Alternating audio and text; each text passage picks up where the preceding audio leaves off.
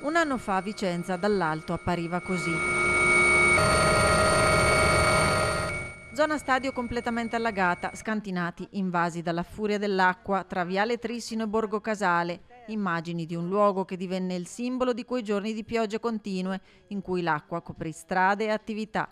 Vivi dalla memoria tra i residenti che da allora si sono riuniti in un comitato per spingere il rifacimento della rete fognaria, i cui lavori ad oggi sono stati quasi conclusi. Tutto Viale Trissino, tutta questa zona dove stiamo adesso, eravamo sotto acqua da 40-50 centimetri, eccetera. Il giorno successivo era una bella giornata, anche il sindaco è passato, ma è stato anche un giorno doloroso perché almeno dalla parte destra del Viale Trissino tutte le persone che hanno delle cantine hanno dovuto buttare tutto, quindi sembrava un mercato, ma un mercato non di cose da vendere ma da buttare. E proprio ad un anno esatto hanno deciso di ritrovarsi e portare all'attenzione del presidente di quartiere alcuni temi: l'asfaltatura finale della strada, dissestata dopo i lavori, la possibilità di poter disporre di uno spazio pubblico per le riunioni del comitato e una maggiore attenzione al decoro della zona. Il nostro impegno è stato ripagato avendo premuto con le 190 firme raccolte. Durante tutta l'estate passata è stata fatta finalmente